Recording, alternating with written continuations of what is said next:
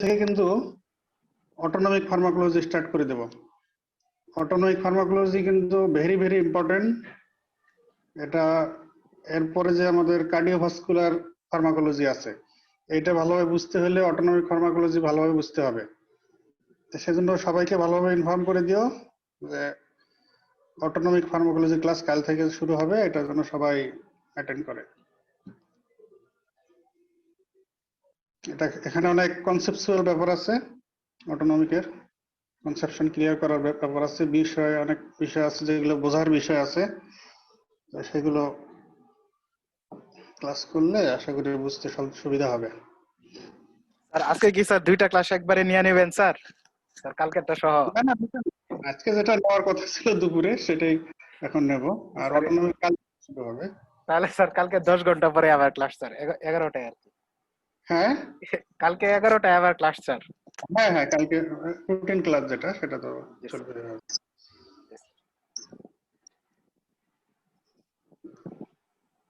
আচ্ছা ঠিক আছে, এখনো শুরু করতে আরো 2 মিনিট। তো আমরা তাহলে একটু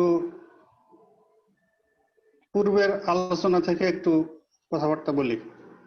2 মিনিট চলে যাক, এর মধ্যে অন্যরা চলে আসুক। 22 জন জয়েন করে ফেলছে অবশ্য স্যার, 24 জন হয়ে গেছে।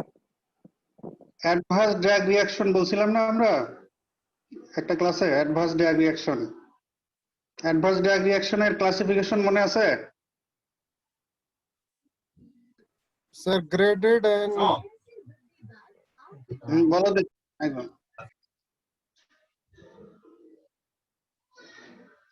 বলো। Alphabetic classification of adverse drug reaction. Sir, augmentation, the Bézary, continuous, delayed, and continuous, delayed, and end of use. A B C D এটা দিয়ে আগে বলো। Type A, type B, type C, type D, type E।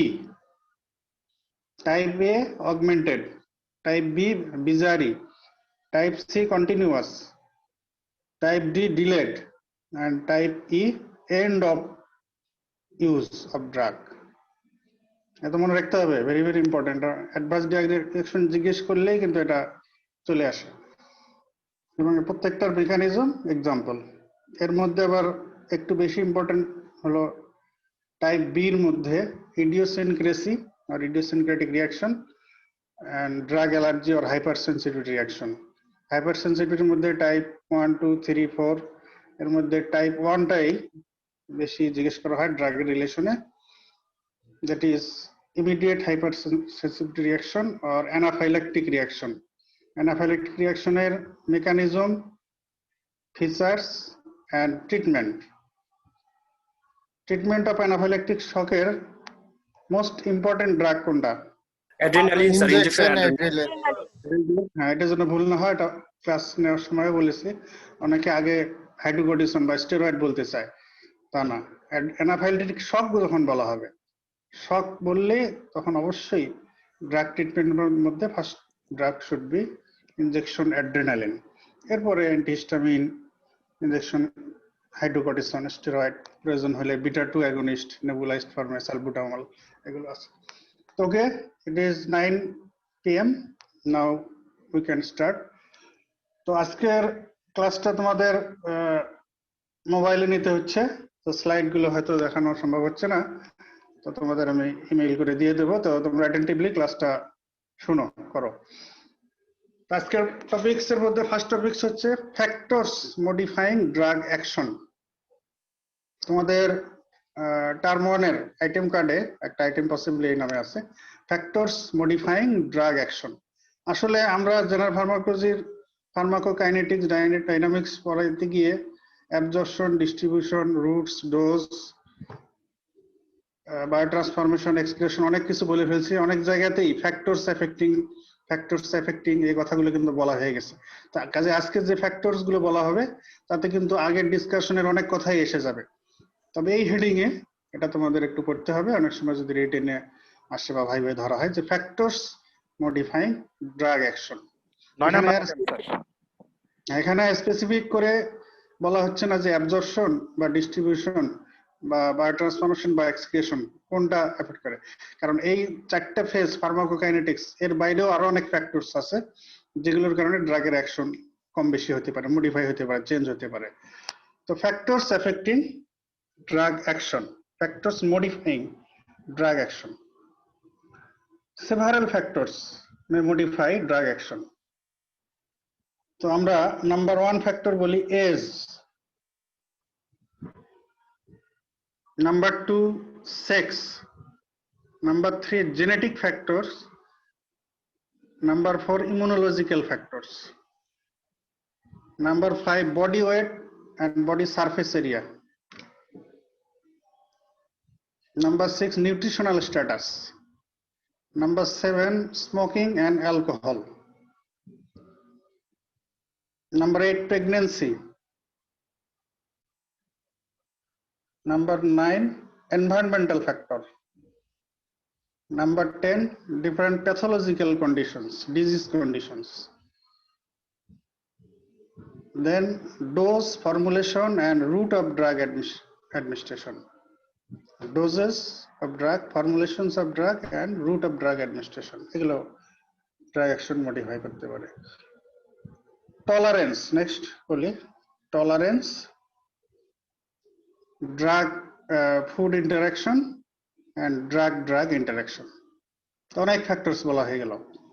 Repeat করি, age, sex, genetic factor, immunological factor, body weight, body surface area, nutritional status, smoking, alcohol, pregnancy, environmental factor, pathological conditions, dose, formulation and routes of drug administration, drug tolerance, drug food interaction and drug interactions. These are the important factors that may modify drug action. এবার আমরা প্রত্যেকটা factor নিয়ে একটু একটু করে বলবো। First of all, age, how does age modify drug action? এটা আমাদের আগের কোনো ডিসকাশন কথাটা যদি এসে গেছে, আবার আমরা রিপিট করি। এজ, এক্সট্রিম অফ এজেস, যেমন নিউনেট, ইনফ্যান্ট, চিলড্রেন একদিকে, আর একদিকে হচ্ছে এল্ডারলি পারসন। এক্সট্রিম অফ এজে ড্রাগ মেটাবলাইজিং ক্যাপাসিটি কম থাকে।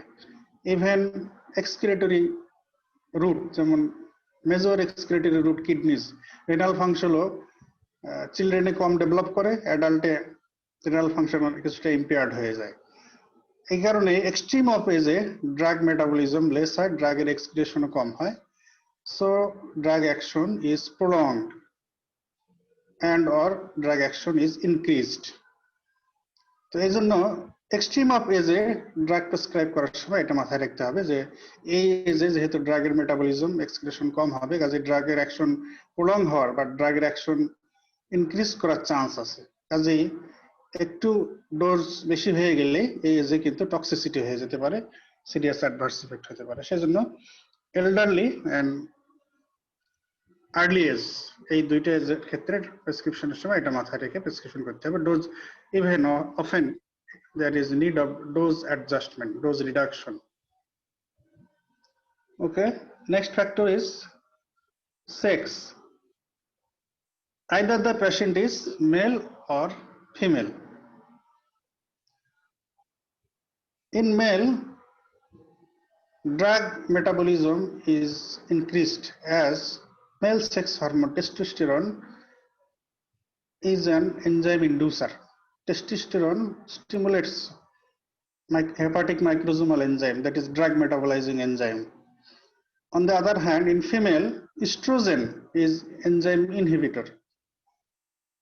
তো দুই দিক দিয়ে দেখা যাচ্ছে যে যেহেতু মেলের ড্রাগ মেটাবলিজমের চান্স বেশি টেস্টোস্টেরন অ্যাক্টিভিটির কারণে, এনজাইম ইন্ডাকশনের কারণে, আবার ফিমেলের ড্রাগ মেটাবলিজম কম হয় এস্ট্রোজেন অ্যাক্টিভিটির কারণে, আবার ফিমেলে তো টেস্টোস্টেরন নাই কমন কথা।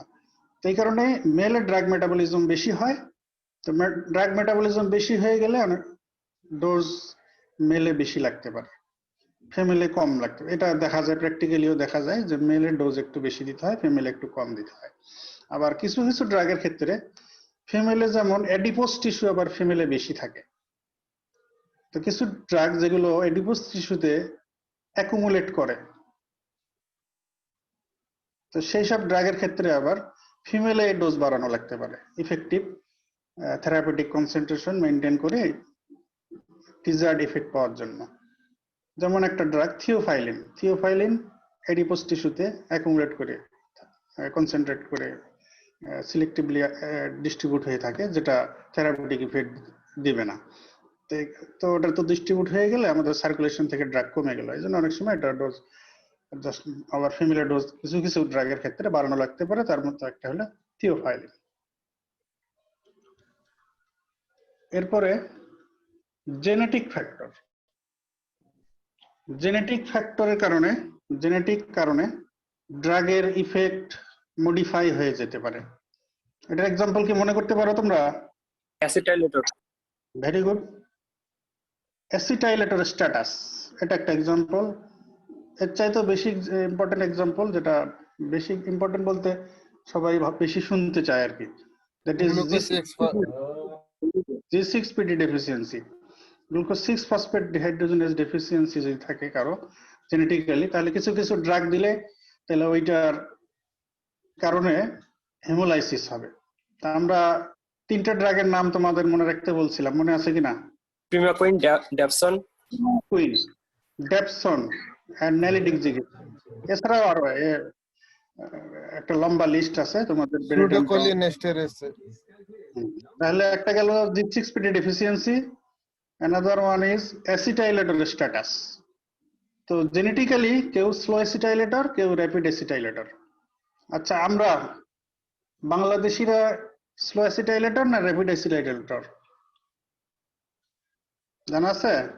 এটা কি আমি ওই ক্লাসে বলেছিলাম? বলো, আমরা বাংলাদেশিরা স্লো অ্যাসিটাইলেটর না র্যাপিড অ্যাসিটাইলেটর? এনিবডি? কথা শুনতে পাচ্ছ? স্যার এটা বলা হয়নি স্যার। হ্যাঁ স্যার এটা বলা হয়নি স্যার। আচ্ছা ঠিক আছে। উই বাংলাদেশি আর স্লো অ্যাসিটাইলেটরস, এই জন্যই আমাদের দেশে আবার টিউবারকুলোসিসের পেশেন্টও বেশি। আইএনএস দিলে কিন্তু আমাদের দেশের জনগণেরই পেরিফেরাল নিউরোপ্যাথি হওয়ার চান্স বেশি, এই কারণে যেহেতু আমরা স্লো অ্যাসিটাইলেটর। তো স্লো অ্যাসিটাইলেটর যদি হয় তাদেরকে যদি আইএনএস দেওয়া হয়, INH is metabolised by acetylation first. আমরা আগে বলেছি যে এটা একটা এক্সেপশন, আইএনএস এর মেটাবলিজম আগে ফেজ 2 হয়, তারপরে ফেজ 1 হয়, ফেজ 2 ফলোড বাই ফেজ 1। তাহলে এখানে কনজুগেশন হয়, ওই অ্যাসিটাইলেশন হয়ে আইএনএস এর ফেজ 2 মেটাবলিজম হয়, এরপরে ফেজ 1 এ হাইড্রোলাইসিস হয়, এইভাবে মেটাবলিজম হয়। তো যেহেতু আমরা স্লো অ্যাসিটাইলেটর, তাহলে আইএনএস আমাদের বডিতে বেশি সময় পারসিস্ট করে। আর আইএনএস এর পাইরিডক্সিনের সাথে স্ট্রাকচারাল সিমিলারিটি থাকার কারণে এই দুজনের মধ্যে কম্পিটিশন হয়, পাইরিডক্সিন বের হয়ে যায়। তা পাইরিডক্সিন ডেফিসিয়েন্সি হয়, পেরিফেরাল নিউরোপ্যাথি হয় এর ফিচার। আর যারা র্যাপিড অ্যাসিটাইলেটর, তো তাদের ক্ষেত্রে আবার র্যাপিডলি আইএনএস দেওয়া হচ্ছে, র্যাপিডলি মেটাবোলাইজড হয়ে যাচ্ছে। তো এই জন্য ডিজায়ার্ড ইফেক্ট পাইতে আমাদের ডোজ বেশি দেওয়া লাগতে পারে। তো স্লো অ্যাসিটাইলেটরের ক্ষেত্রে পেরিফেরাল নিউরোপ্যাথি যাতে না হয়, এই জন্য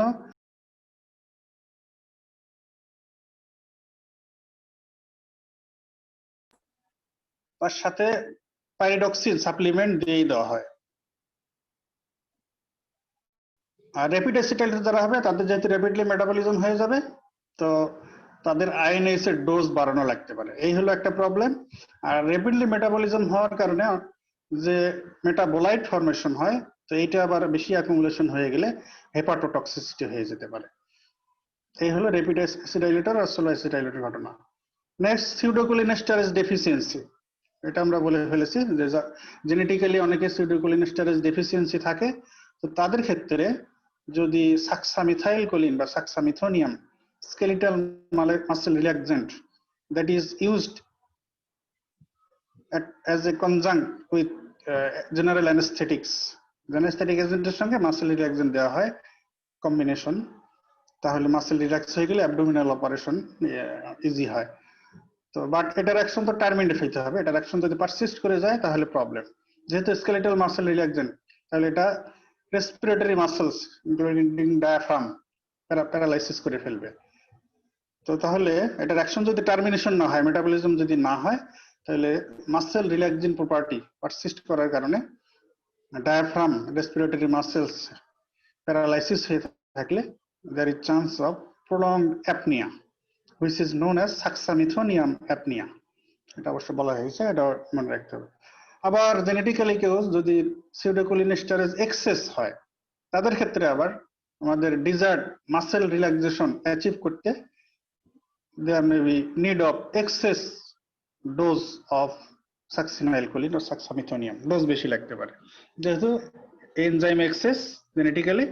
তো যা দেওয়া হবে মেটাবলিজম হয়ে যাবে বেশি বেশি, ওটাকে ওভারকাম করে আসতে আমাদের ডোজ বেশি দেওয়া লাগতে পারে। তো এইগুলো জেনেটিক ফ্যাক্টর। নেক্সট হচ্ছে ইমিউনোলজিক্যাল ফ্যাক্টর, এটাও আমাদের বলা হয়ে গেছে। ইমিউনোলজি ফ্যাক্টর মানে হলো ইমিউন রেসপন্স যদি এক্সাজারেটেড হয় কারো or inappropriate হয়, that may terminate into hypersensitivity reaction or allergic reaction, drug allergy or drug hypersensitivity reaction। তো এটা আমরা বলে ফেলেছি যে যাদের ক্ষেত্রে এই ধরনের। তো জেনেটিক্যালি আবার এই অনেকেই prone to develop hypersensitivity reaction। Quader?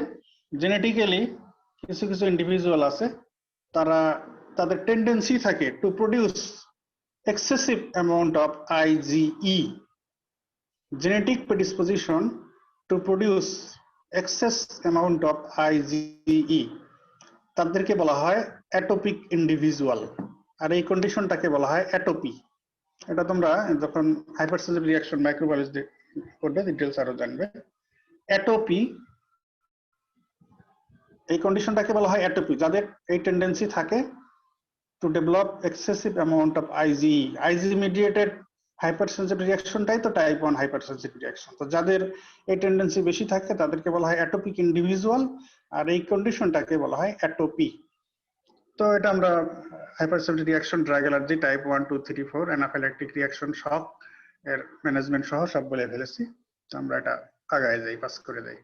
Next factor that may modify drug action, that is body weight and surface area।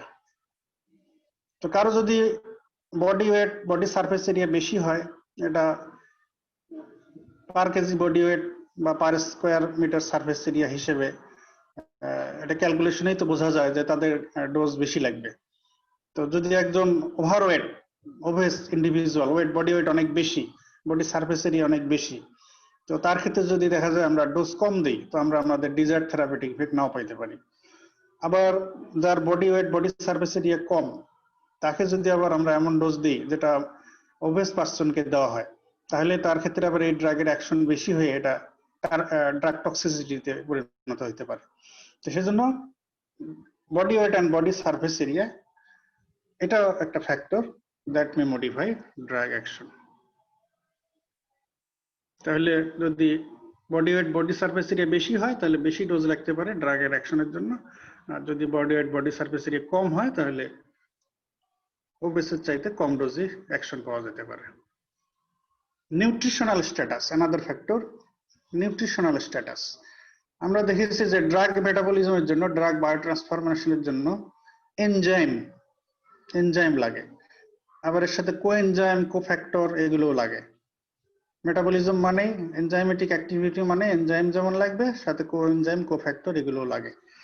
তো কাজে এক্ষেত্রে নিউট্রিশনাল স্ট্যাটাস এটা বোঝা যাচ্ছে লিঙ্কড। তো কারো যদি ম্যাল নিউট্রিশন থাকে, যেহেতু এনজাইম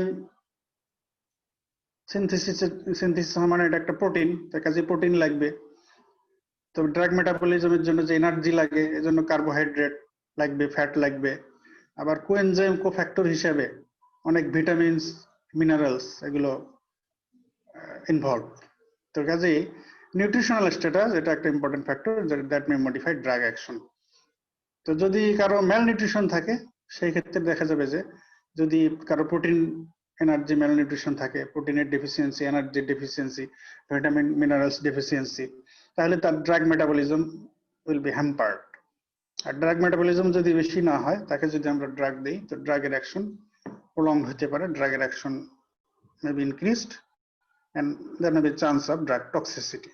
এই জন্য malnourished পেশেন্টের ক্ষেত্রে এই জন্যই আসলে ওই সব ক্ষেত্রে ক্রিটিক্যাল পেশেন্টের ক্ষেত্রে আসলে টক্সিসিটি তো বেশি ইম্পর্টেন্ট, ক্রিটিক্যাল পেশেন্টের ক্ষেত্রে ড্রাগের টক্সিক হওয়ার চান্সও বেশি।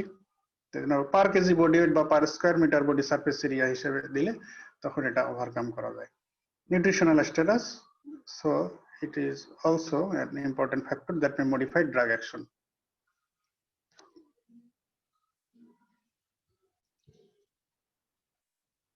Next, এবারে কিছু ব্যাড হ্যাবিটের কথা, that is smoking and alcoholism. আমরা enzyme induction, enzyme inhibition, drug বায়োট্রান্সফরমেশনের রিলেশনে যখন ডিসকাস করেছি তখন বলেছি যে পোটেন্ট এনজাইম ইন্ডিউসার যেসব এজেন্ট আছে, কিছু ড্রাগের নাম বলার পরে আমরা কিন্তু স্মোকিং, অ্যালকোহল এগুলো বলেছি। তো সিগারেট স্মোকের মধ্যে একটা কেমিক্যাল সাবস্টেন্স থাকে যেটার নাম benzopyrene. Benzopyrene is a chemical agent that is present in cigarette smoke. This chemical agent is potent enzyme inducer. এজন্য যারা স্মোকার হয় তাদের ক্ষেত্রে এই কম্পোনেন্ট আর কেমিক্যাল এজেন্টের কারণে ওই ইন্ডিভিজুয়ালের ড্রাগ মেটাবলাইজিং এনজাইম এগুলো ইনডিউসড হয়ে থাকে। তো এদের ক্ষেত্রে এজন্য যখন আমরা থেরাপিউটিক পারপাসে ড্রাগ ইউজ করব, দেখা যাবে যে সেই ড্রাগের এক্সেসিভ মেটাবলিজম করে ফেলবে। তো ওই ড্রাগের অ্যাকশন পাইতে আমাদের ডোজ বাড়ানো লাগতে পারে, অথবা ওই ড্রাগের অ্যাকশন টার্মিনেট হয়ে যায় তাড়াতাড়ি, এই জন্য ফ্রিকুয়েন্ট অ্যাডমিনিস্ট্রেশন প্রয়োজন হতে পারে। এর একটা বেস্ট এক্সাম্পল থিওফাইলিন। থিওফাইলিন দেখা গেছে যে থিওফাইলিন যারা নন স্মোকার তাদের ক্ষেত্রে দিলে এটার elimination half life about 8 hours. আবার যদি একজন স্মোকারের ক্ষেত্রে থিওফাইলিন অ্যাডমিনিস্ট্রেশন করা হয় তখন দেখা যায় এর এলিমিনেশন হাফ লাইফ 4 আওয়ার্স। তার মানে নন স্মোকারের ক্ষেত্রে 8 আওয়ার্স এলিমিনেশন হাফ লাইফ, আর স্মোকারের ক্ষেত্রে এলিমিনেশন হাফ লাইফ 4 আওয়ার্স। তাহলে এই ঘটনা ঘটতেছে এনজাইম ইন্ডাকশনের কারণে। স্মোকিং এর কারণে, সিগারেট স্মোকে যে বেনজোপাইরিন থাকে এটা এনজাইম ইন্ডাকশন করার কারণে এটার অ্যাকশন, এটার মেটাবলিজম তাড়াতাড়ি হয়ে যাচ্ছে, এটার অ্যাকশন র্যাপিডলি টার্মিনেট হয়ে যাচ্ছে, এলিমিনেশন তাড়াতাড়ি হয়ে যাচ্ছে। So smoking is an important factor that modify drug action. Next, alcohol. Alcoholic individuals এর ক্ষেত্রেও একই ঘটনা ঘটে। Alcohol induces hepatic microsomal enzyme that is responsible for metabolism of many drugs. So, action of drug may be modified.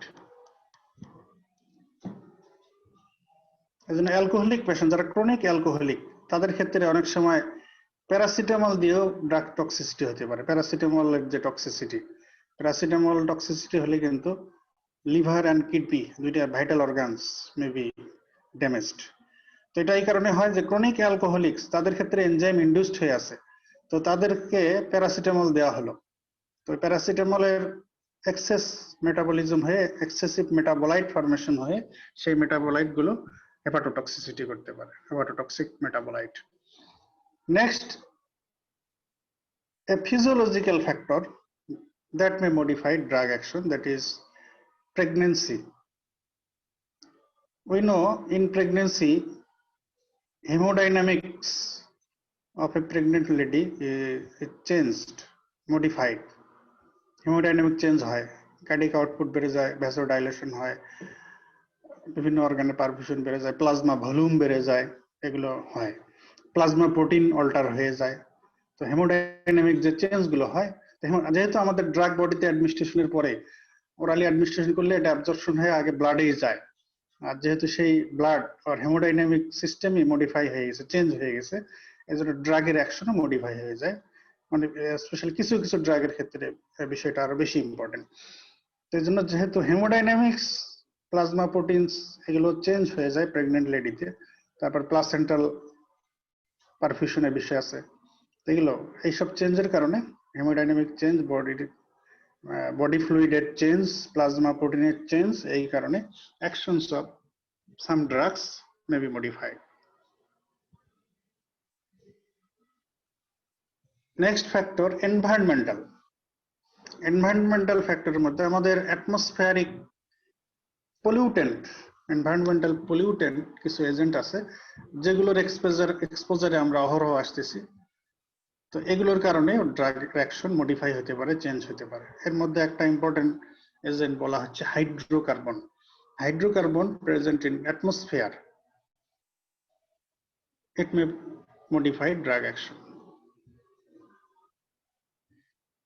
Now some pathological conditions or disease condition or clinical conditions that may modify drug action.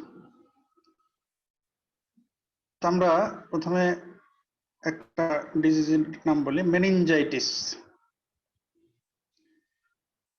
তো মেনিনজাইটিসের ট্রিটমেন্টে কিছু কিছু drug use হয়, আবার কিছু কিছু drug use করা যায় না। কারণ কিছু কিছু ড্রাগ মেনিনজাস পেনিট্রেট করতে পারে, কিছু কিছু ড্রাগ পেনিট্রেট করতে পারে না। আবার কিছু ড্রাগ নর্মাল মেনিনজাস পেনিট্রেট করতে পারে না, বাট ইনফ্ল্যামড মেনিনজাসকে পেনিট্রেট করতে পারে। তো যেমন sulfonamide, metronidazole, chloramphenicol, isoniazid, rifampicin, এইসব ড্রাগ। কি কি বললাম? Sulfonamide, chloramphenicol, metronidazole, isoniazid, rifampicin. These drugs penetrates well through normal meninges.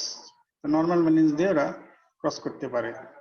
But there are some drugs that penetrate meninges only when meninges is inflamed. যেমন penicillin, ampicillin, streptomycin, gentamicin. These drugs penetrate meninges only when meninges is inflamed. তো এই জন্য যদিও normally এরা blood brain barrier cross করে না, মেনিনজাস cross করতে পারে না, মেনিনজাইটিসের ট্রিটমেন্টে এই ড্রাগগুলো ইউজ হয় যেহেতু তারা ইনফ্লেম মেনিনজাসে কেন এরা ক্রস করতে পারে? তোমাদের ফিজিওপ্যাথোলজিক নলেজ থেকে একটু বলো দেখি। ইনফ্লেম মেনিনজে কেন ক্রস করতে পারে? নরমাল মেনিনজে পারে না, ইনফ্লেমড হয়ে গেলে কেন পারে? Same maybe permeability change है जैसे ইনফ্লামেশন মানেই তো there is vasodilation, capillary permeability, তাই না? তো cell swelling sir in inflammation capillary বেড়ে যায়। এই কারণে যদিও তারা নরমালি ক্রস করতে পারে না, ইনফ্লেমড হয়ে গেলে পারে, কারণ পারমিবিলিটি বেড়ে যায়, ভ্যাসোডাইলেশন আর পোর সাইজ বেড়ে যায় এইসব কারণে। তার মানে বোঝা গেল যে কিছু ড্রাগ এইভাবেও প্যাথোলজিক্যাল কন্ডিশনের কারণেও কিছু কিছু ড্রাগের অ্যাকশন মডিফাই হচ্ছে। কিছু ড্রাগ নরমাল মেনজে ক্রস করতে পারতেছে, আবার কিছু ড্রাগ নরমালি পারতেছে না, আবার প্যাথোলজিক্যাল কন্ডিশন ইনফ্ল্যামড মেনিনজেসে তখন ক্রস করতে পারতেছে। আবার liver disease, liver is an important organ for drug biotransformation. তো এই অর্গান যদি ডিজিজড হয়ে যায়, অ্যাকিউট লিভার ডিজিজ হোক বা ক্রনিক লিভার ডিজিজ হোক, তো লিভার ফাংশন ইম্পেয়ার্ড হয়ে যায়, তখন তো ড্রাগ মেটাবলিজম, ড্রাগ বায়োট্রান্সফরমেশন সে অনেক ক্ষেত্রেই করতে পারবে না ঠিক মতো। তো তখন ওই ড্রাগের টক্সিসিটি হতে পারে। আবার কিছু ড্রাগ যেগুলো লিভারে অ্যাক্টিভেশন হয়ে ফার্মাকোলজি ইফেক্ট দেয়, সেগুলোর ক্ষেত্রে দেখা যাবে যে তো ওই ড্রাগ অ্যাক্টিভ হইতে পারতেছে না। তো যেগুলো লিভারে মেটাবলাইজড হয়ে ইনঅ্যাক্টিভ হয়ে যায়, তার ক্ষেত্রে ঘটনা ঘটবে যে লিভার ফাংশন ইম্পেয়ার্ড হলে বা লিভার ডিজিজ হয়ে গেলে তো তারা মেটাবলিজম না হয়ে অ্যাকুমুলেট করবে বডিতে, তাদের টক্সিসিটির চান্স বেড়ে যাবে। আর যে ড্রাগগুলো লিভারে অ্যাক্টিভেশন হয়, প্রোড্রাগ থেকে অ্যাক্টিভ ড্রাগে কনভার্সন হয় বা হেপাটিক এনজাইম, তাদের ক্ষেত্রে আবার আমরা অ্যাক্টিভ ফর্মে পাবো না, তো আমাদের ডিজায়ার্ড ইফেক্টই পাবো না। তাহলে এইভাবে liver disease may modify drug action. Renal disease, CKD, chronic kidney disease. তো আমরা জানি যে major route of drug excretion is kidneys. তো কিডনি দিয়ে যেহেতু ম্যাক্সিমাম ড্রাগ এক্সক্রিশন হয়, তো এই কিডনি যদি ডিজিজড হয়ে যায়, কিডনি তার যদি ফাংশন এটা যদি করতে না পারে, রেনাল ফাংশন ইম্পেয়ার্ড যদি হয়ে যায়, CKD, ক্রনিক কিডনি ডিজিজ, তো এই ক্ষেত্রে যেসব ড্রাগ, ম্যাক্সিমাম ড্রাগই তো আমরা জানি যে কিডনি দিয়ে এক্সক্রিট হয়, তো তাহলে এই ড্রাগগুলো অ্যাকুমুলেট করবে। তো এই ড্রাগের তখন অ্যাডভার্স ইফেক্ট, টক্সিসিটি হওয়ার চান্স আছে। এর মধ্যে একটা ইম্পর্টেন্ট এক্সাম্পল তোমাদের বলে রাখি, যে diabetic patient a patient of diabetes mellitus taking insulin, if he develops CKD, chronic kidney disease, then there is need of reduction of dose of insulin. এটা বলা হয় যে সিকেডির পেশেন্টদের সিকেডি না থাকলে, নর্মাল কিডনি ফাংশন থাকলে ইনসুলিন রিকোয়ারমেন্ট যা থাকে, সিকেডি ডেভেলপ করে গেলে তার ইনসুলিন এর রিকোয়ারমেন্ট 50% রিডাকশন হয়ে যায়। এই জন্য diabetic mellitus patient taking insulin with CKD, তাদের ক্ষেত্রে ইনসুলিন রিকোয়ারমেন্ট হাফ হয়ে যায়, কারণ ইনসুলিনের মেটাবলিজম, এক্সোজেনাস ইনসুলিনের ম্যাক্সিমাম মেটাবলিজম কিডনি দিয়েই হয়, আর বাকিটা লিভার দিয়ে হয়। বাট এন্ডোজেনাস ইনসুলিনের ম্যাক্সিমাম মেটাবলিজম লিভার দিয়ে হয়, বাকিটা কিডনি দিয়ে হয়, 60% 40% and vice versa. Heart disease, cardiac function যদি ইম্পেয়ার্ড হয়ে যায়, কার্ডিয়াক ফেলিউরের পেশেন্ট, হার্ট ফেলিউরের পেশেন্ট, তাদের ক্ষেত্রেও এই ঘটনা ঘটতে পারে, ড্রাগের অ্যাকশন মডিফাই হয়ে যেতে পারে। কিভাবে? যে কার্ডিয়াক আউটপুটের ফাংশন তো বডির অল টিস্যুতে পৌঁছে, তো drug metabolising organ and drug excretory organs আর টিস্যুজ যেগুলো, সেগুলোর যদি পারফিউশন করে কমে যায়, তো তাদের ফাংশনও কমে যাবে। তো তখন তাদের এই ড্রাগ মেটাবলাইজিং ক্যাপাসিটি আর এক্সক্রিটরি ক্যাপাসিটি এগুলোও কমে যাবে। তো এই কারণে এক্ষেত্রেও মেটাবলিজম আর এক্সক্রিশন ইম্পেয়ার্ড হয়ে গেলে এইসব ড্রাগ বডিতে অ্যাকুমুলেশন হয়ে এর টক্সিসিটি ডেভেলপ করার চান্স থেকে যায়। So thus pathological conditions, different pathological conditions or diseases may also modify drug action. Next factor, dose, formulation, swab formulation. Dose may modify drug action. তো কোনো ড্রাগের ডোজ যদি বেশি দেওয়া হয় তাহলে ওই ড্রাগের অ্যাকশন বেশি হতে পারে, ইভেন এটা টার্ন নিতে পারে টক্সিক ইফেক্টে, অ্যাডভার্স ইফেক্টে। আবার ডোজ কম হয়ে গেলে আমরা আমাদের ডিজায়ার্ড ইফেক্ট নাও পেতে পারি। এটা একটা কথা। অ্যানাদার কথা ডোজের রিলেশনে, যে change of dose may change effect of the drug. এক ধরনের ডোজে যেরকম ইফেক্ট পাইতাম, তো ডোজ চেঞ্জ করে দিলে, বাড়াইলে কমাইলে দেখা যেতে পারে যে একেবারে ডিফারেন্ট ইফেক্ট পাওয়া যেতে পারে, চেঞ্জ অফ ইফেক্টই চেঞ্জ হয়ে যেতে পারে। এর বেস্ট এক্সাম্পল হচ্ছে অ্যাসপিরিন। অ্যাসপিরিনের ডিফারেন্ট ডোজ ডিপেন্ডেন্ট ইফেক্ট আছে। Low dose aspirin, that is aspirin 75 to 150 milligram, এই ডোজে যদি অ্যাসপিরিন দেওয়া হয়, it exerts antiplatelet effects only. Antiplatelet effect of aspirin at doses 75 to 150 milligram. তো ডোজ যদি এটা বাড়িয়ে দেওয়া হয় 600 মিলিগ্রাম টু 900 মিলিগ্রাম হয়, তখন আবার এটা antipyretic and mild analgesic effect দিবে। Aspirin in dose of 600 to 900 milligram exerts antipyretic and mild analgesic effect. আবার ডোজ যদি আরো বাড়িয়ে দেওয়া হয়, aspirin in dose of more than 900 থেকে 2400 পর্যন্ত, 900 বেশি 2400 মিলিগ্রাম পর্যন্ত যদি ডোজ দেওয়া হয়, তখন দেখা যাবে যে এটা অ্যানালজেসিক ইফেক্ট দেবে। আর আরো বাড়িয়ে দেওয়া হয় যদি মোর দ্যান 2400 টু 3600 মিলিগ্রাম, 2400 থেকে 3600 মিলিগ্রাম পর্যন্ত যদি ডোজ দেওয়া হয় অ্যাসপিরিনের, তখন আবার aspirin in this dose, this highest dose will exert anti inflammatory effect, মানে তখন এর ইফেক্টটা আরো অনেক পাওয়ারফুল হয়ে গেল। So change of dose may change effect of a drug. এটার বেস্ট এক্সাম্পল আমরা বললাম অ্যাসপিরিন, লো ডোজে 75 to 150 milligram antiplatelet effect, 600 to 900 মিলিগ্রামে antipyretic and mild analgesic effect, more than 900 to 2400 milligram analgesic effect, and more than 2400 up to 3600 milligram. এই ডোজে হচ্ছে anti inflammatory effect. So thus change of dose may change effect of a drug. Next, formulations of drug. একই drug যদি different ফর্মুলেশনে আনা হয়, এর কারণে কিন্তু ড্রাগের ইফেক্ট চেঞ্জ হয়ে যেতে পারে। বা ফর্মুলেশনের কারণে কোনো ড্রাগ দেখা যেতে পারে শর্ট অ্যাক্টিং, আবার কোনো ড্রাগ লং অ্যাক্টিং হয়ে যেতে পারে, কোনো ড্রাগ ইমিডিয়েট অ্যাক্টিং, কোনো ড্রাগ ডিলেড অ্যাক্টিং হতে পারে। এই জন্য different formulation, immediate release formulation, delayed release formulation, sustain release formulation, depot formulation, এইসব ডিফারেন্ট ফার্মাসিউটিক্যাল ফর্মুলেশনস। দেখা যায় ডাইক্লোফেনাক, যদি প্লেন ডাইক্লোফেনাক এটার যে ফর্মুলেশন আছে এইটা অনলি দিতে হয়। ডাইক্লোফেনাক ট্যাবলেট, এটা একটা এনএসএআইডি অ্যানালজেসিক, 50 মিলিগ্রাম ট্যাবলেট, এইটা অনলি 3 বেলা করে দিতে হয় ইন ফুল স্টমাক। তো এটা হলো ইমিডিয়েট রিলিজ। আবার এই ডাইক্লোফেনাককে ফার্মাসিউটিক্যাল মডিফাইড ফর্মুলেশনে বানানো হয়েছে delayed release or sustain release. Sustain রিলিজই বলি, সাস্টেইন রিলিজ মানে এটা একই ফর্মুলেশনের মধ্যে এমন ভাবে ফর্মুলেট করা হয়েছে যে এটা একটা লং টাইম ধরে এখান থেকে রিলিজ হইতে থাকবে। তখন দেখা যাবে যে ডাইক্লোফেনাক এসআর সাস্টেইন রিলিজ এটা ওয়ান্স ডেইলি দিলেই চলতেছে। 50 milligram plain diclofenac tablet twice or thrice daily দেওয়া লাগে। আর sustain diclofenac SR sustain release formulation, তো এটা যদি দেওয়া হয় তখন ওয়ান্স ডেইলি দিলেই চলতেছে। তাহলে ফর্মুলেশন এটা ড্রাগের অ্যাকশনকে মডিফাই করতেছে, অ্যাকশনকে প্রলং করে দিচ্ছে। একবার দিলে এটা 24 আওয়ার্স এটার অ্যাকশন মেনটেন করতে পারতেছে। ডিপো ফর্মুলেশন, ফর্মুলেশনের another example depot.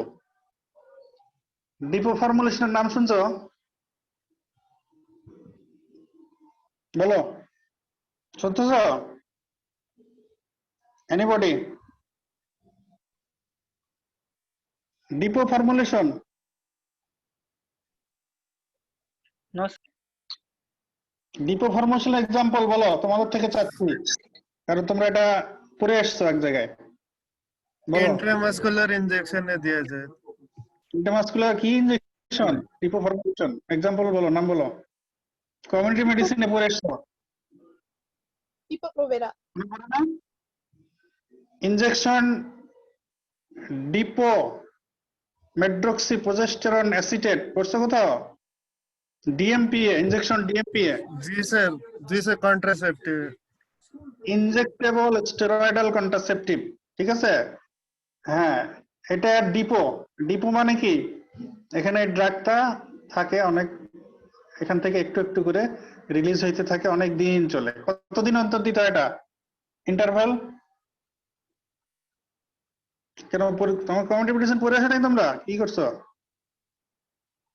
150 milligram deep IM injection given at 3 months interval, 3 মাস অন্তর অন্তর দেওয়া হয়। এটা এমন ডিপো একবার দিলে 3 মাস চলে। তাহলে formulation, different ফর্মুলেশনস also modify drug action, আমরা এই এক্সাম্পল গুলো থেকে বুঝলাম। এবারে চেঞ্জ অফ রুট চেঞ্জ করলে there may be change of effect. Same drug different রুটে দিলে এক এক রুটে এক এক রকম ইফেক্ট পাওয়া যেতে পারে। তার মানে change of route may modify drug effect. এটার একটা এক্সাম্পল দেই, ম্যাগনেসিয়াম সালফেট। ম্যাগনেসিয়াম সালফেট এটা যদি ওরালি খাওয়ানো হয় তাহলে it will exert laxative effect and relieve constipation. So orally administered magnesium sulfate exerts laxative effect and relieve constipation. এই magnesium sulphate যদি আবার আইভি দেওয়া হয় in a patient of eclampsia, eclampsia নাম শুনছো? eclampsia जी सर। খিঁচুনি স্যার। খিঁচুনি তো কাদের নিয়ে? তোমার सर प्रेगनेंसी इंड्यूस्ड। হ্যাঁ হ্যাঁ, লেট প্রেগন্যান্সিতে pregnancy induced. কনভালশন হয়। হাইপারটেনশন, শুধু কনভালশন না, hypertension, proteinuria, oedema and convulsion. Convulsion না থাকে, বাকি তিনটা যদি থাকে, হাইপারটেনশন, প্রোটিনিউরিয়া, ইডিমা, তখন তাকে বলা হবে প্রিক্লাম্পসিয়া। प्रीक्लेम्सी। কনভালশন আর আনকনশিয়াসনেস আর ফিট হয়ে যাবে সাথে, তখন এটা হয়ে যাবে এক্লাম্পসিয়া। এই যে এক্লাম্পসিয়ার যে কনভালশন, এই কনভালশনের ম্যানেজমেন্টের নাম্বার 1 ড্রাগ হচ্ছে magnesium sulphate in IV route, parenteral route. Parenterally IV রুটে এই ম্যাগনেসিয়াম সালফেট দিলে ইট এক্সার্টস অ্যান্টিকনভালসেন্ট ইফেক্ট। তাহলে আইভি রুটে যে ম্যাগনেসিয়াম সালফেট ওরালি দিলে, লিকুইড ফর্মে দেওয়া হয় ওরালি, যেটা ম্যাগনেসিয়াম সালফেট দিলে এটা কনস্টিপেশন রিলিভ করে বাই ল্যাক্সেটিভ ইফেক্ট। আবার এই ম্যাগনেসিয়াম সালফেট যখন আইভি ফর্মুলেশন বানিয়ে আইভি রুটে ইউজ করা হয় তখন it exerts anticonvulsant effect in eclampsia. আবার এই আইভি রুটে এটা যদি সিভিয়ার অ্যাকুট ব্রঙ্কিয়াল অ্যাজমার পেশেন্টকে দেওয়া হয়, ইট অলসো এক্সার্টস ব্রঙ্কোডাইলেটর ইফেক্ট। তাহলে আইভি রুটে দিলে এটা এক্লাম্পসিয়ার পেশেন্টে দিলে অ্যান্টিকনভালসেন্ট ইফেক্ট শো করে, আবার সিভিয়ার অ্যাকুট ব্রঙ্কিয়াল অ্যাজমার পেশেন্টকে আইভি রুটে দিলে এটা ব্রঙ্কোডাইলেটর ইফেক্ট শো করে। আবার এই ম্যাগনেসিয়াম সালফেট যদি ইনহেলেশন রুটে দেওয়া হয়, ইনহেলেশন রুটে দিলেও এই ম্যাগনেসিয়াম সালফেটের ব্রঙ্কোডাইলেটর ইফেক্ট পাওয়া যায়। আবার এই ম্যাগনেসিয়াম সালফেট যদি টপিক্যালি ইউজ করা হয়, topically locally over a suppurative lesion of skin like abscess, স্কিনে কোনো অ্যাবসেস আছে, এটার উপরে যদি টপিক্যালি ম্যাগনেসিয়াম সালফেট অ্যাপ্লাই করা হয় তাহলে এটা আবার অ্যাস্ট্রিনজেন্ট ইফেক্ট শো করে। অ্যাস্ট্রিনজেন্ট টার্মটা হয়তো তোমাদের নতুন। অ্যাস্ট্রিনজেন্ট এজেন্ট বা অ্যাস্ট্রিনজেন্ট ইফেক্ট মানে হলো the effect is like that it will prevent spread of infection. Abscess এ যে সাপুরেশন, পাস ফরমেশন হচ্ছে, এখানে যে অর্গানিজম ইউজুয়ালি স্টাফাইলোকক্কাস অরিয়াস, অনেক ক্ষেত্রে স্ট্রেপ্টোকক্কাস, এগুলোর কারণে এগুলো লোকালি মাল্টিপ্লাই করে সাপুরেশন করে, পাস ফরমেশন করে, অ্যাবসেস হয়।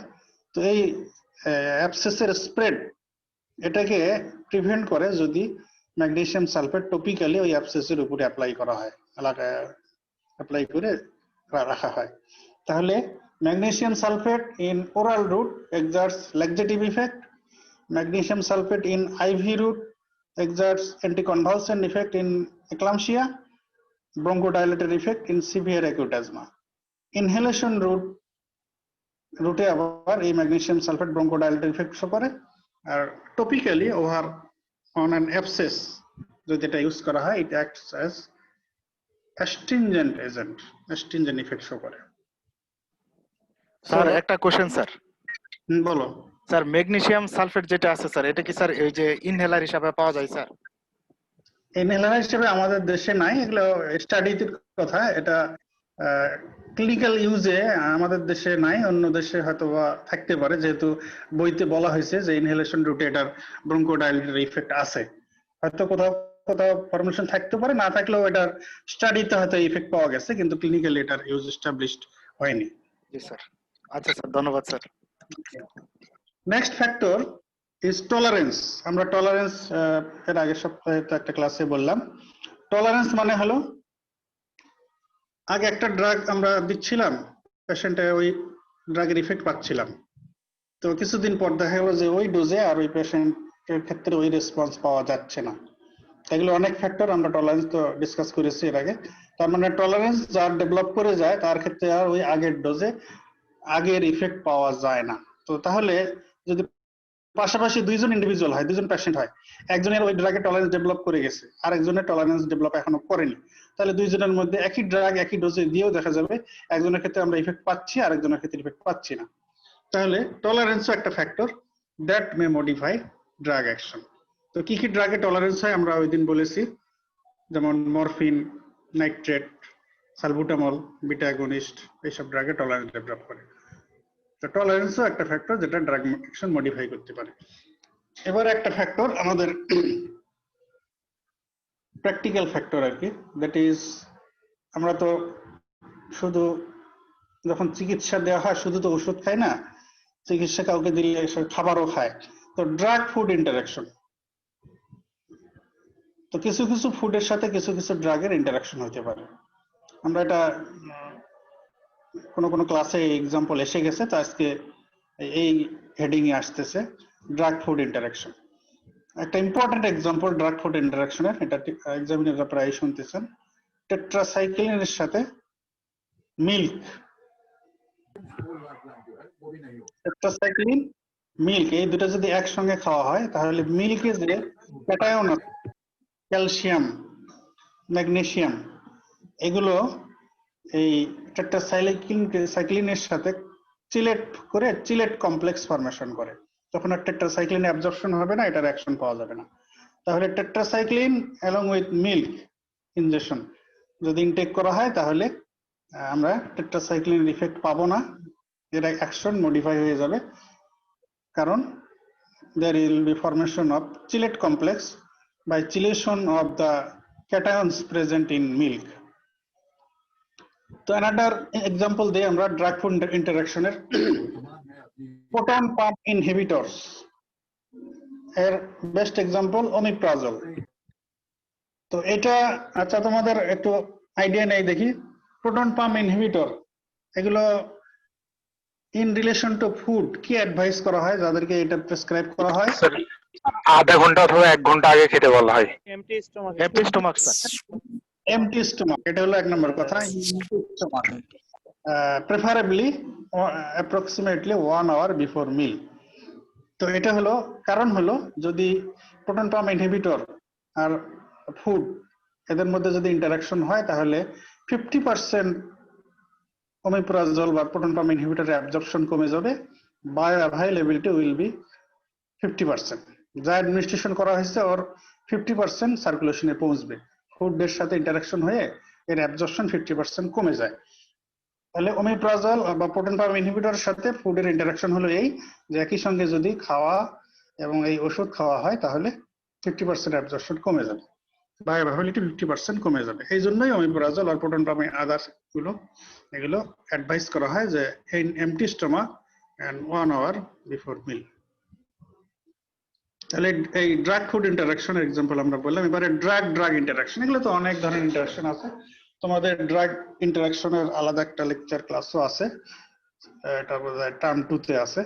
তো আমরা এমনি দুই একটা এক্সাম্পল এই ফ্যাক্টরস মডিফাইং ড্রাগ অ্যাকশন এর রিলেশনে বলি। সিপ্রোফ্লক্সাসিন কুইনোলোন গ্রুপের অ্যান্টিবায়োটিক সিপ্রোফ্লক্সাসিন, এর সঙ্গে থিওফাইলিন, এটা একটা ব্রঙ্কোডাইলেটর, এই দুইটা ড্রাগ একই সঙ্গে দিলে ড্রাগ ইন্টারাকশন হয়। থিওফাইলিন আর সিপ্রোফ্লক্সাসিন, আমরা এনজাইম ইনহিবিটরস এর এক্সাম্পলের মধ্যে কিন্তু মনে পড়ে কিনা তোমাদের সিপ্রোফ্লক্সাসিন বলেছিলাম। তো সিপ্রোফ্লক্সাসিন একটা এনজাইম ইনহিবিটর, তো যদি সিপ্রোফ্লক্সাসিন আর থিওফাইলিন একই সঙ্গে দেওয়া হয়, সিপ্রোফ্লক্সাসিন থিওফাইলিনের মেটাবলাইজিং এনজাইমকে ইনহিবিট করে দিবে। So there will be inhibition of metabolism of theophylline, থিওফাইলিনের মেটাবলিজম ইনহিবিট হয়ে যাবে, কম হবে মেটাবলিজম, থিওফাইলিন সার্কুলেশনে অ্যাকুমুলেট করবে। আর থিওফাইলিন যদি বডিতে অ্যাকুমুলেট করে, আচ্ছা থিওফাইলিনের থেরাপিউটিক ইন্ডেক্স কেমন বলো দেখি? থিওফাইলিনের থেরাপিউটিক ইন্ডেক্স বলো। লো থেরাপিউটিক ইন্ডেক্স। হ্যাঁ, theophylline is a drug of low therapeutic index. তাহলে থিওফাইলিনের সঙ্গে সিপ্রোফ্লক্সাসিন দিয়ে যদি থিওফাইলিন মেটাবলিজম আমরা কমিয়ে দিই তাহলে তো এটা আরো বডিতে অ্যাকুমুলেশন করবে, এটার কনসেন্ট্রেশন বাড়বে, এটার effect will turn into toxic effect. থিওফাইলিনের কারণে কার্ডিওভাস্কুলার এন্ড সিএনএস টক্সিসিটি হয়, এগুলো তোমরা থিওফাইলিন পড়ার সময় জানবে। তাহলে এটা একটা ইম্পর্টেন্ট ড্রাগ ইন্টারাকশন বললাম সিপ্রোফ্লক্সাসিন এন্ড থিওফাইলিনের মধ্যে। এবার ACE inhibitor and spironolactone. ACE inhibitor তো তোমাদের এখনো পড়ানো হয়নি, কার্ডিওভাস্কুলার সিস্টেমে আছে, anti hypertensive drugs of heart failure. তো এসি ইনহিবিটর আর স্পাইরোনোল্যাকটন একটা পটাশিয়াম স্পেয়ারিং ডাইউরেটিক্স। তোমাদের ডাইউরেটিক্স পড়ানো হয়েছে কি? ডায়াবেটিক্স এখনো স্যার শুরু করেন না স্যার। আচ্ছা ঠিক আছে, তাহলে স্পাইরোনোল্যাকটন একটা পটাশিয়াম স্পেয়ারিং ডাইউরেটিক, আর এসি ইনহিবিটর এটা হচ্ছে অ্যানজিওটেনসিন কনভার্টিং এনজাইম ইনহিবিটর। এর অনেক এক্সাম্পল আছে যেমন এনালাপ্রিন, লিসিনোপ্রিল এগুলো। তো এসি ইনহিবিটরেরও অ্যাডভার্স ইফেক্টের মধ্যে একটা আছে হাইপারক্যালিমিয়া। আবার স্পাইরোনোল্যাকটনও এর নামই তো হলো পটাশিয়াম স্পেয়ারিং ডাইউরেটিক্স, তার মানে সে পটাশিয়ামকে স্পেয়ার করে, বের হইতে দেয় না, বডিতে পটাশিয়াম থেকে যায়, এটার কারণে হাইপারক্যালেমিয়া হয়। তো এই দুইটা যদি একই সঙ্গে ইউজ করা হয়, এসি ইনহিবিটর এন্ড স্পাইরোনোল্যাকটন, তাহলে ড্রাগ ইন্টারাকশন হয়ে কি হবে? যা বললাম তা থেকে বলো দেখি কি হতে পারে? পটাশিয়াম অ্যাকুমুলেট করবে। হুম, স্যার ইফেক্ট বেশি হবে স্যার। কি হবে? স্যার হাইপারক্যালেমিয়া স্যার খুব বেশি পরিমাণে ডেভেলপ হয়ে যাবে স্যার। সিভিয়ার হাইপারক্যালেমিয়া হবে। সিভিয়ার হাইপারক্যালেমিয়া হয়ে গেলে কি হওয়ার চান্স থাকে? স্যার এরিথমিয়া হবে স্যার, এরিথমিয়া হয়ে স্যার শক হয়ে যাবে, cardiac arrhythmia, even cardiac arrest, arrest হয়ে যাবে স্যার। কার্ডিয়াক অ্যারেস্ট হয়ে যেতে পারে। ক্রিটিক্যাল ক্যাটায়ন কাকে বলা হয়? Critical cation, critical cation calcium, কাদেরকে বলা হয়? Sodium, calcium. Sodium, potassium, critical ক্যাটায়নের মধ্যে ক্রিটিক্যাল সবচেয়ে বেশি তো ক্রিটিক্যাল পটাশিয়াম। পটাশিয়াম। হ্যাঁ, কারণ এটার নরমাল রেঞ্জ কি অনেক বেশি না কম? কম, স্যার। কম, লিমিট কম। কিন্তু খুব কম। ডোজ রেঞ্জ মানে লিমিট রেঞ্জ কম, lower limit and upper limit, এই জন্য একটু বেশি হয়ে গেলেও সমস্যা, কম হয়ে গেলেও সমস্যা। এই জন্য এসি ইনহিবিটর এন্ড স্পাইনোলেকটন যদি একসঙ্গে দেওয়া হয়, সিভিয়ার হাইপারক্যালেমিয়া হয়, there is chance of cardiac arrest even. ঠিক আছে, তাহলে আমরা অনেকগুলো ফ্যাক্টর বললাম, factors, several factors, many factors that may modify drug action. তো এটা ডিসকাশন আমরা করে ফেললাম মোটামুটি। এবারে এই ধরনেরই আরেকটা কথা, এটাও কোনো কোনো বইতে এই হেডিং এ আছে, অনেক সময় পরীক্ষায় ধরা হয় বা পরীক্ষায় আসতে পারে, that is individual variation in drug response. Individual variation in drug response, দুটো হেডিং আলাদা মনে রাখো, কিন্তু কথা অনেকগুলো কমন। একটা বললাম drug factors modifying drug action, এতক্ষণ যা বললাম। এবারে বলতেছি individual variation in drug response. তার মানে হলো man to man, individual to individual ড্রাগের রেসপন্স ভেরি করতে পারে। তো এর অনেক কথা আগের কথা এসে গেছে, যেমন এজের কথা মনে বলেছি, যে যদি একটা এল্ডারলি পেশেন্ট বা এক্সট্রিম এজের পেশেন্ট, তার ক্ষেত্রে ড্রাগের রেসপন্স যেমন হবে, একটা অ্যাডাল্ট মিডল এজের পেশেন্ট তার ক্ষেত্রে রেসপন্স ভেরি করবে।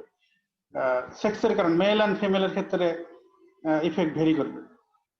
বডি ওয়েট, বডি সারফেস এরিয়ার কারণে ইফেক্ট ভেরি করে, এই যে কথাগুলো আমরা এতক্ষণ যা বললাম, তো এগুলো অনেকটা এটার মধ্যেও এসে যাবে। তো individual variation in drug response, এই হেডিং এ এবার আমরা আসতেছি। তো ইন্ডিভিজুয়াল যে ভেরিয়েশন হয়, তো ভেরিয়েশন গুলো কি কি ধরনের হতে পারে? হতে পারে there is increased drug response, কোন কোন ইন্ডিভিজুয়ালের ক্ষেত্রে কোন কোন ড্রাগের রেসপন্সটা নর্মালের চাইতে বেশি হতে পারে, তো ইনক্রিজড ড্রাগ রেসপন্স। আবার কারো ক্ষেত্রে ড্রাগ রেসপন্স কম হতে পারে, ডিক্রিজড ড্রাগ রেসপন্স। তাহলে একটা হলো ইনক্রিজড ড্রাগ রেসপন্স, আর একটা বললাম decreased drug response. Another event that may occur, সেটা হলো অল্টার্ড ড্রাগ রেসপন্স। কারো কারো ক্ষেত্রে এমন রেসপন্স হবে যেটা একেবারে ডিফারেন্ট, যেমন ড্রাগ অ্যালার্জি আর হাইপার সেন্সিটিভিটি, এটা কিন্তু ড্রাগের নর্মাল রেসপন্স না, এটা একদম অল্টার্ড রেসপন্স। ইডিওসিনক্রেটিক রিঅ্যাকশন, এটাও কিন্তু ড্রাগের নর্মাল রেসপন্স, এমন না যে কোনো ওই ড্রাগের যা নর্মালি রেসপন্স হয় সেটাই বেশি হচ্ছে, বিষয়টা তা না, এটা একদম ডিফারেন্ট রেসপন্স, তাহলে এটা হলো অল্টার্ড রেসপন্স। তাহলে basic headlines under this heading, individual variation in drug response, একটা হলো increase drug response, decrease drug response আর অল্টার্ড ড্রাগ রেসপন্স, এই ধরনের ইন্ডিভিজুয়াল ভেরিয়েশন হতে পারে।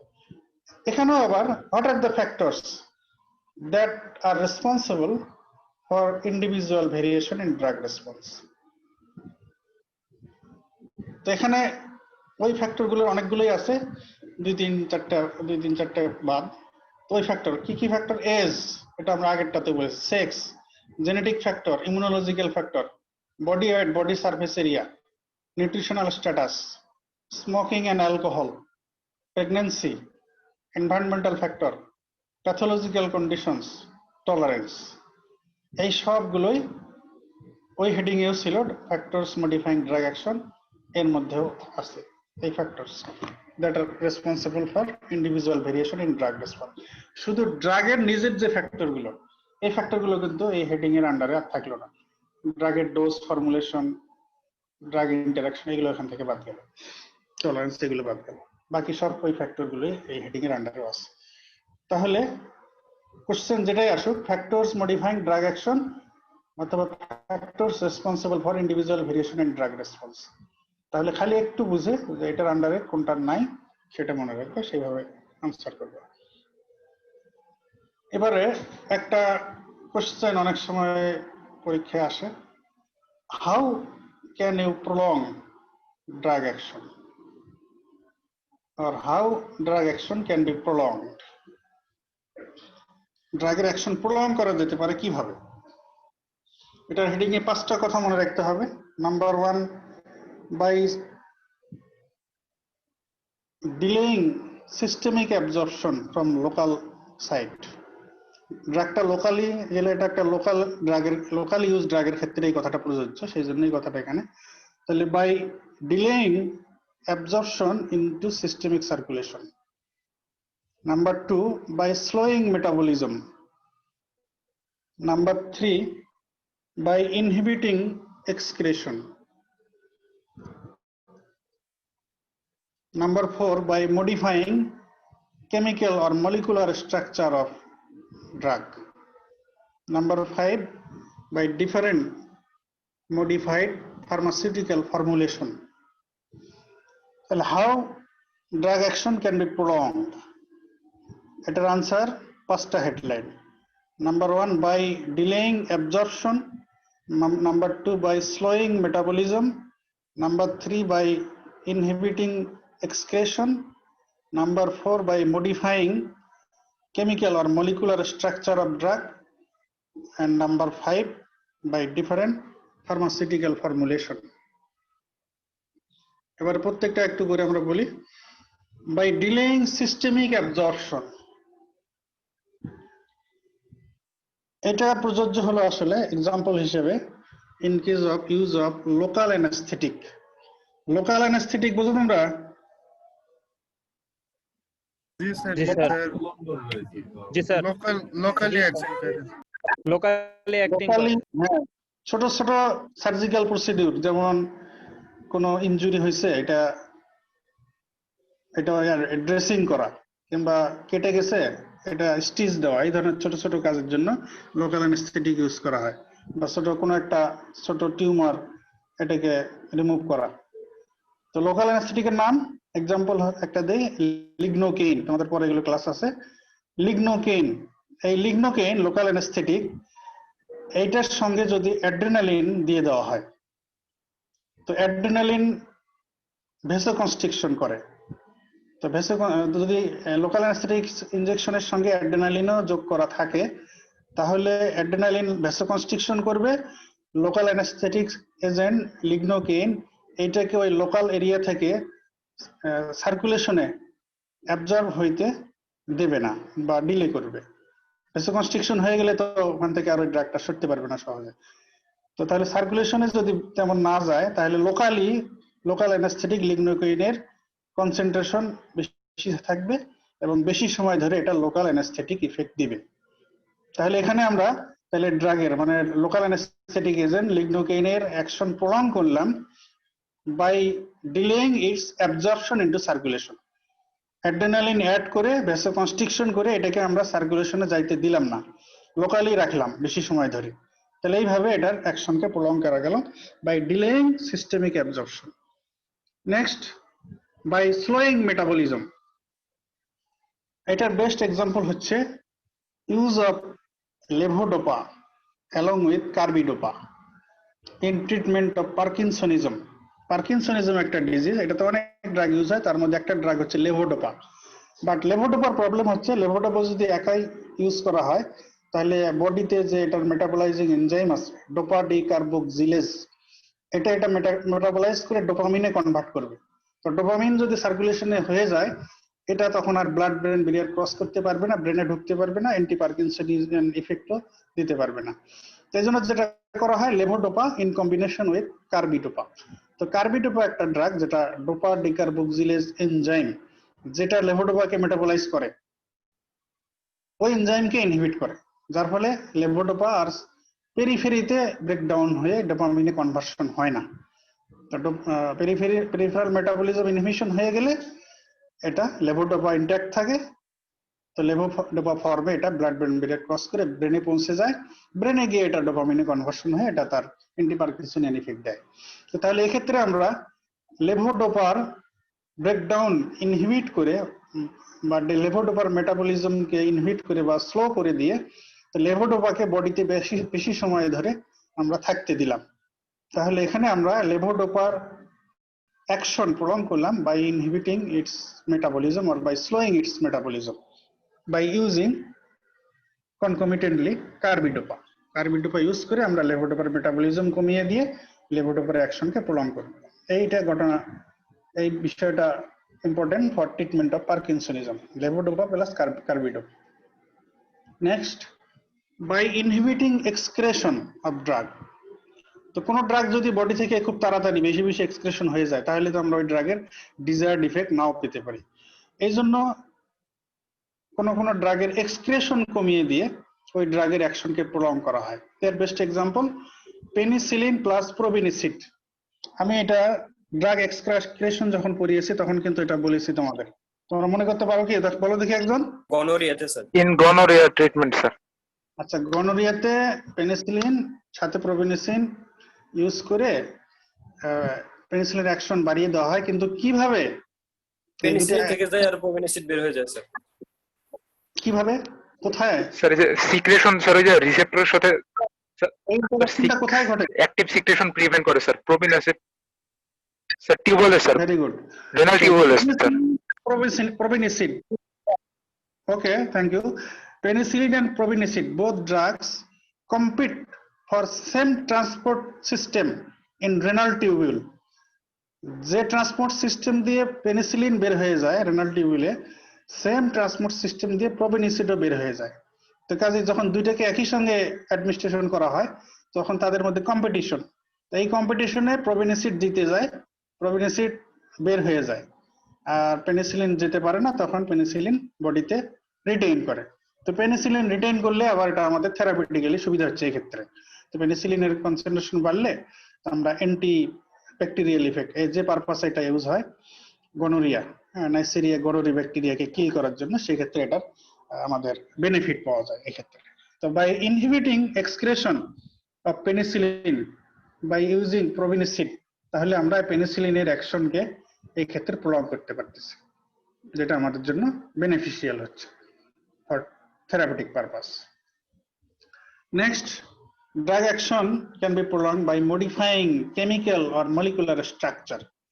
আসলে ড্রাগ হিসেবে যেগুলো ইউজ হয় এগুলো তো সব কেমিক্যাল এজেন্টে মেইনলি। তো কেমিক্যাল এজেন্টের বেসিক মলিকুলার আর কেমিক্যাল স্ট্রাকচার থাকে। তো এই স্ট্রাকচারকে আবার মডিফাই করা যায়, এর সঙ্গে বিভিন্ন গ্রুপ অ্যাড করে বা কোনো গ্রুপ রিমুভ করে দিয়ে এটাকে মডিফাই করা যায়। তো ড্রাগের অ্যাকশনকে প্রলং করার জন্য, মডিফাই করার জন্য অনেক ক্ষেত্রে এই ড্রাগ ডেভেলপমেন্টের ক্ষেত্রে এই টেকনিকটা অ্যাপ্লাই করা হয়। তো আমরা এর একটা এক্সাম্পল দিই, ম্যাক্রোলাইটস, এটা একটা গ্রুপ অফ অ্যান্টিবায়োটিক। ম্যাক্রোলাইটস, এটার এক্সাম্পল হচ্ছে ইরাইথ্রোমাইসিন, ক্লারিথ্রোমাইসিন, অ্যাজিথ্রোমাইসিন। তোমাদের যখন অ্যান্টিবায়োটিক পড়ানো হবে এটা ভালো বুঝতে জানবে। তো এখানে এই হেডিং এর আন্ডারে এটাকে আনা হলো বাই মডিফাইং কেমিক্যাল আর মলিকুলার স্ট্রাকচার অফ ড্রাগ, ড্রাগের অ্যাকশনকে প্রলং করা যেতে পারে। কিরকম? এই ম্যাক্রোলাইটস এর তিনটা এক্সাম্পল। ইরাইথ্রোমাইসিন, এই গ্রুপের একদম ওল্ড ড্রাগ হচ্ছে ইরাইথ্রোমাইসিন। এটা অ্যাপ্লাই করা লাগে 6 আওয়ারলি। যদি কাউকে ইরাইথ্রোমাইসিন প্রেসক্রিপশন করা হয় তাকে এটা দিতে হবে 6 আওয়ারলি। তো 6 hourly drug administration, drug intake করা আসলে ডিফিকাল্ট, তো মেনটেন করা ডিফিকাল্ট। তো এই জন্য ইরাইথ্রোমাইসিনকে কেমিক্যালি মডিফাই করা হয়েছে, এর কেমিক্যাল স্ট্রাকচারের মধ্যে কিছু চেঞ্জ ঘটিয়ে বানানো হয়েছে ক্লারিথ্রোমাইসিন। ক্লারিথ্রোমাইসিন যখন হয়ে গেল, তো এই ক্লারিথ্রোমাইসিন 12 আওয়ারলি দিলেই চলে, তাহলে 6 আওয়ারলি থেকে 12 আওয়ারলিতে চলে আসলো। ফার্দার কেমিক্যাল স্ট্রাকচারাল মডিফিকেশন করে এই ম্যাক্রোলাইট গ্রুপের মধ্যে এজিথ্রোমাইসিন ডেভেলপ করানো হয়েছে। তাহলে ফার্স্ট ছিল ইরাইথ্রোমাইসিন, এর পরের জেনারেশন আসলো ক্লারিথ্রোমাইসিন, তারপরে ফার্দার মডিফিকেশন অফ স্ট্রাকচার করে আসলো এজিথ্রোমাইসিন। তাহলে এই azithromycin latest member of macrolides group, এইটা অ্যাডমিনিস্ট্রেশন করতে হয় অনলি ওয়ান্স ডেইলি। তাহলে বাই মডিফাইং কেমিক্যাল আর মলিকুলার স্ট্রাকচার আমরা ড্রাগের অ্যাকশনকে প্রলং করতে পারলাম।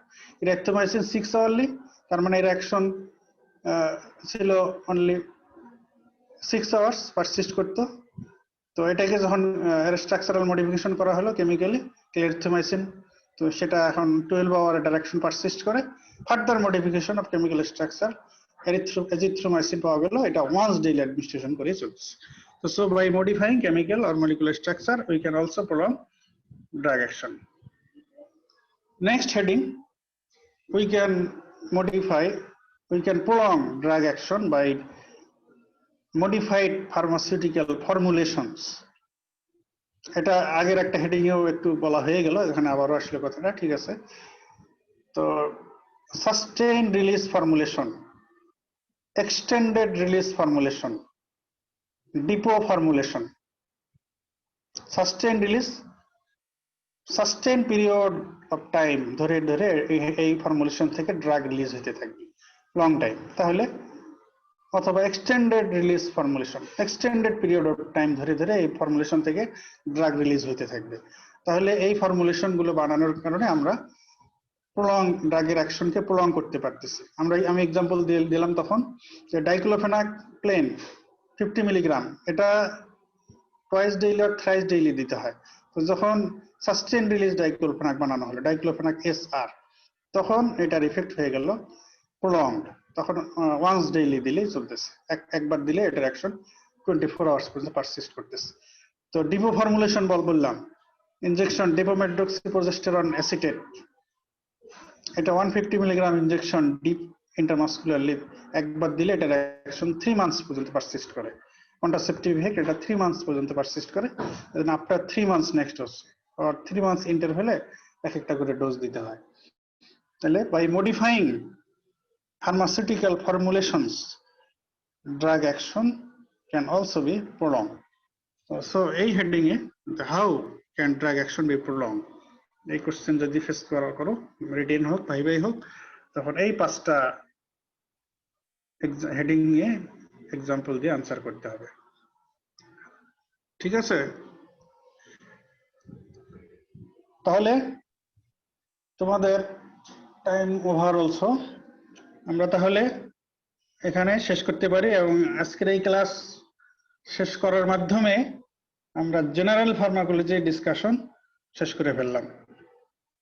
ওকে স্যার, স্যার আগামীকাল স্যার 11টায় স্যার।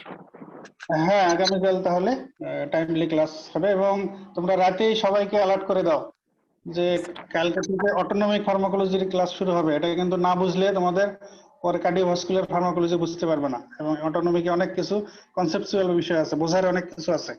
তো সবাই যেন অটোনমিক ফার্মাকোলজির কালকে ক্লাস থেকে ভালোভাবে সিনসিয়ারলি অ্যাটেন্ড করে সবাই। ওকে, আচ্ছা স্যার, আচ্ছা sir, thank you very much. ধন্যবাদ স্যার। আসসালামু আলাইকুম স্যার।